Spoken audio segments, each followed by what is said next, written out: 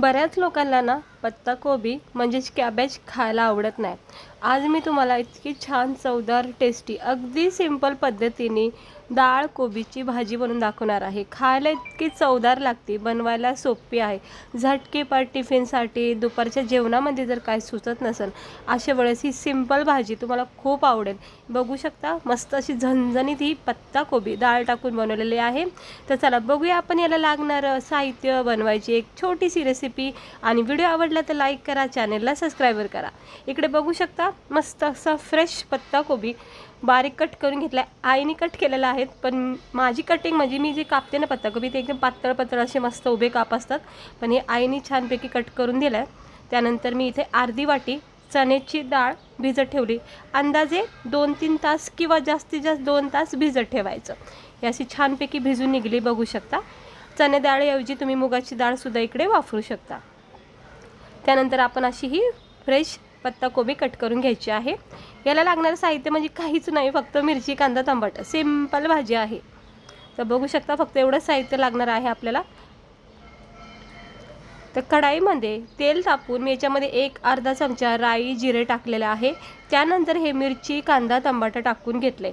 म्हणजे काय झालं, ज्यावेळेस मी टाकत होते मिरची, कांदा, टमाटर त्यावेळेस ना व्हिडिओ हा स्टॉप राहिलेला, म्हणून तो तुम्हाला दाखवण्यात नाही आला. पण व्यवस्थित तुम्हाला सांगते. अर्धा चमचा जिरे, अर्धा चमचा राई आणि मग कांदा, टमाटर, मिरची हे परतून घ्यायचं व्यवस्थितपणे.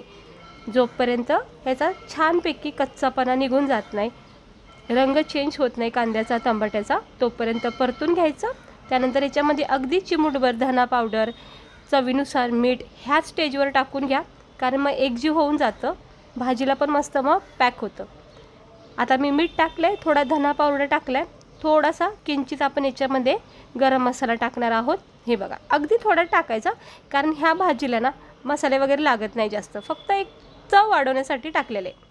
त्यानंतर आता आपण इथे टाकणार आहोत अर्धा 1 चमचा हळद. हळद पण जरा बेताने टाका, नाहीतर अगदी पिवळी पिवळी पण भाजी दिसू शकते, त्यामुळे थोडीशी हळद टाका. तर मी छोटा चमचा हळद टाकली, 1 चमचा. आता हे सगळे मसाले कांदा, टमाटा, राई, जिऱ्यासोबत चांगले एकजीव करून घ्यायचं.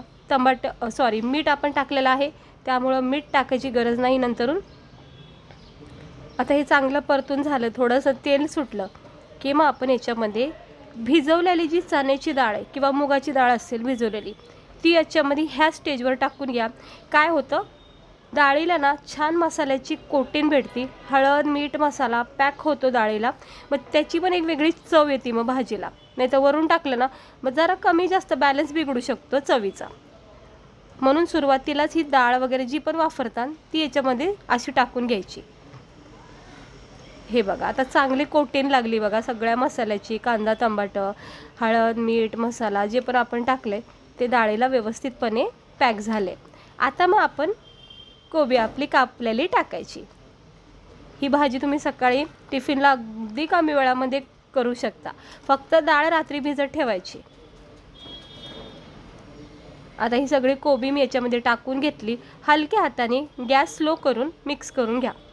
डाळीला चांगली कोटिंग लागलेली आहे मसाल्याची, त्यामुळं चवीचा तर बॅलन्स बिघडू शकत नाही. दुसरी गोष्ट, सुरुवातीलाच मीठ टाकल्यामुळं कोबीलासुद्धा पॅक होतो. हे बघा असं चांगलं एकजीव करून घ्या व्यवस्थितपणे, जोपर्यंत ह्याला पूर्णपणे ह्या मसाला पॅक होत नाही. झाला आता याच्यामध्ये अजिबात पाणी टाकायचं नाही, फक्त आणि फक्त टाकले तर फक्त 2-4 थेंब असे पाणी टाका, असे हाताने शिंपडल्यासारखं बस.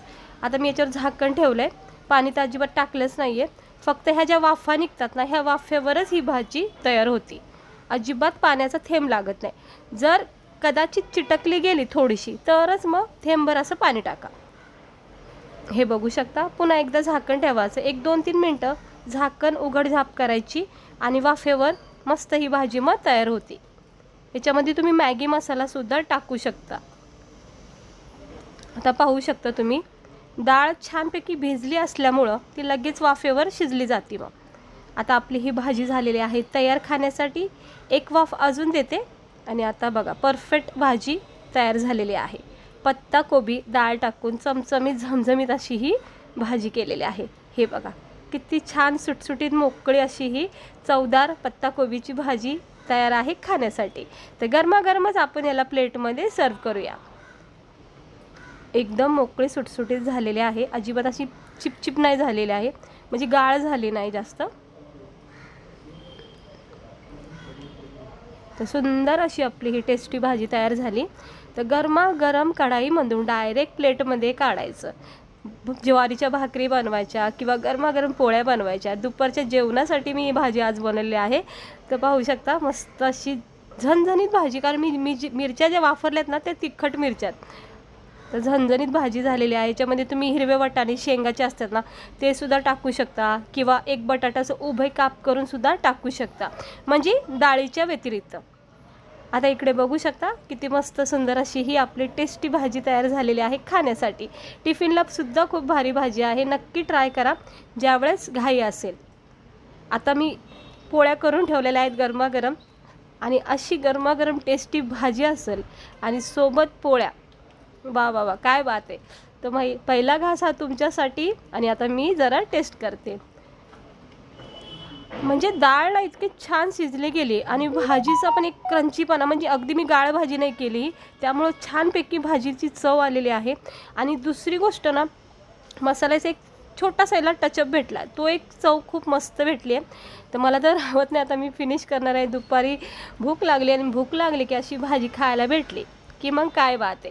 चला भेटते मी तुम्हाला पुढच्या व्हिडिओमध्ये. आजचा व्हिडिओ आवडला असेल तर लाईक करा, चॅनलला सबस्क्राईब